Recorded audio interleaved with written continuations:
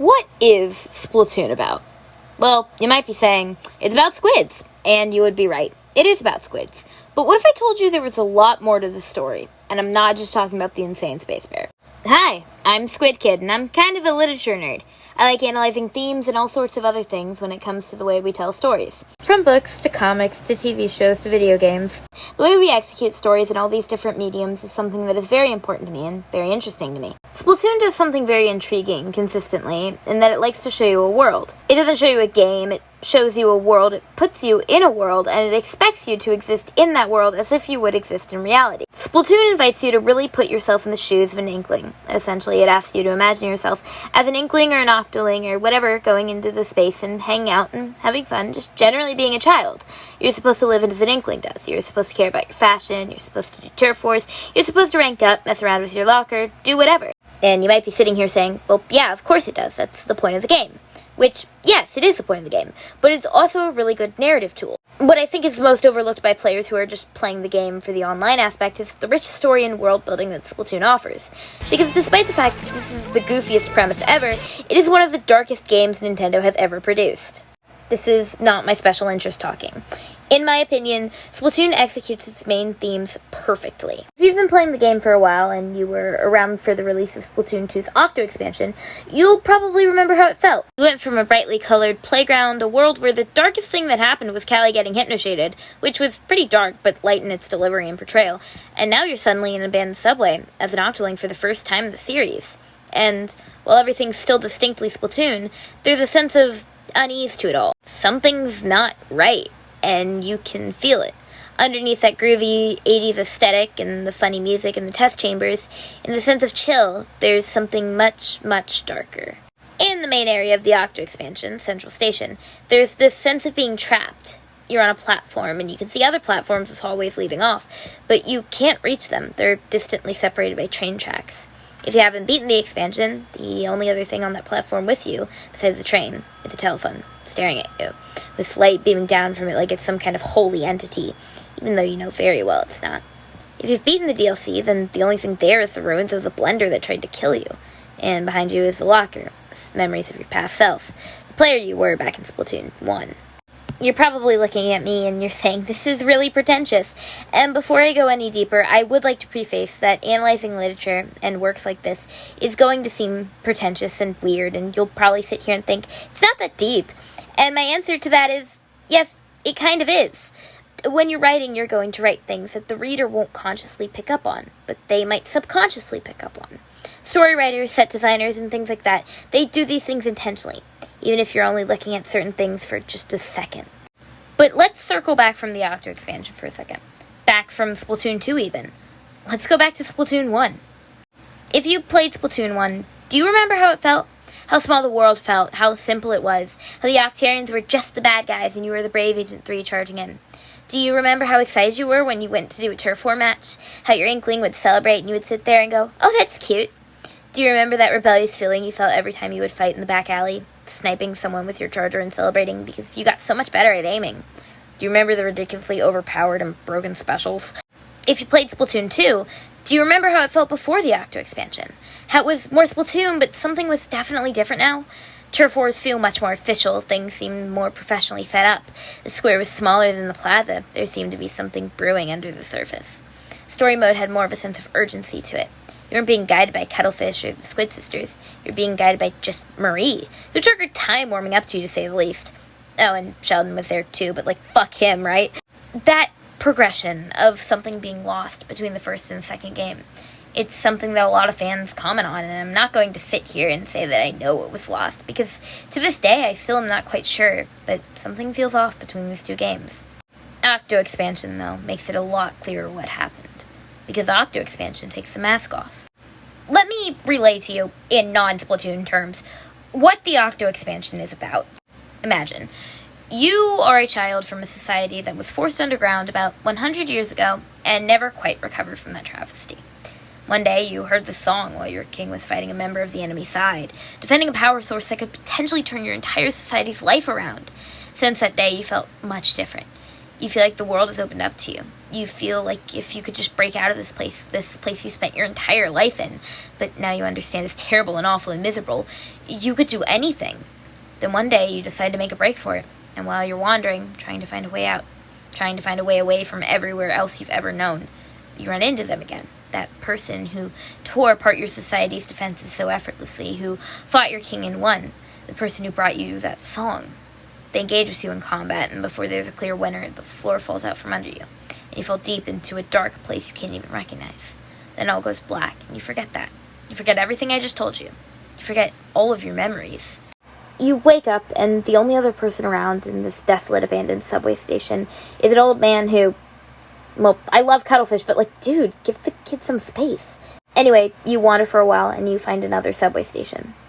It's bigger, but not by much. There's a phone in the middle of it, and it's ringing. You have no choice. You pick it up, and it tells you that you have been chosen to go to the Promised Land, a world of light, where all your troubles just melt away. This is a lie, of course, and it's obvious to the player that there's definitely not anything trustworthy about the telephone, but imagine being this person, this Octoling. You don't remember anything, and you definitely don't have a frame of reference for what's trustworthy and untrustworthy, and this phone is promising to send you to a place where you don't have to worry.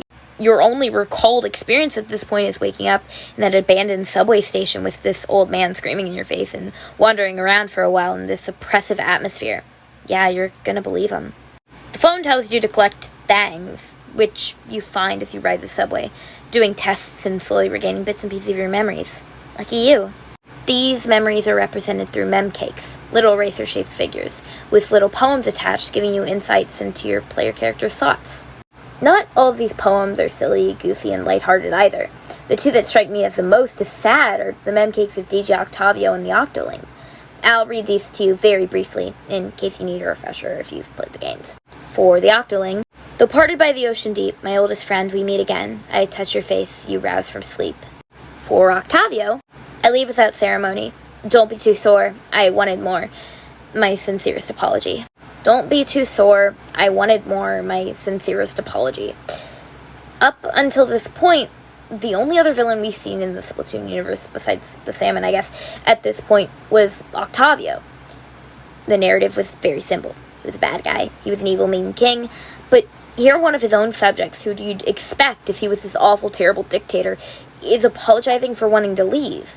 This is further evidenced by the fact that Marina's laptop has a DJ Octavio sticker on it. Why would she have that if she hated his guts? The Octoling one is also especially tragic. Your player left everything behind for a second chance at life.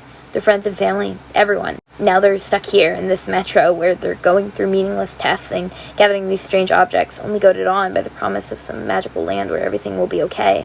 If you've gotten this far, you know how Octo Expansion ends.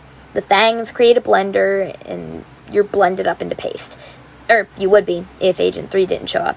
Your player from the first game, back when everything was so black and white and simple, is here to bail you out. What happens to them after they do that is the stuff of angst material. I and almost everyone else in the Splatoon fandom is guilty of using this as leverage for juicy, juicy angst. But I do consider it the darkest moment in the series. Think about this for a second. Forget about the goop and the mind control and all that shit. Agent 3 was you. You were that inkling who is now standing before you with the goopy mess of blended octopi on their face. They're hell-bent on killing you, and they're not even in control of themselves. You're fighting yourself here.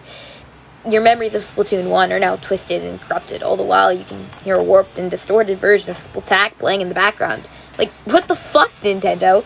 In literature and writing, it can oftentimes be more impactful to see something bad happen to a character that you know, rather than something bad being implied to happen to characters that you never see or meet, and, events that happen off screen.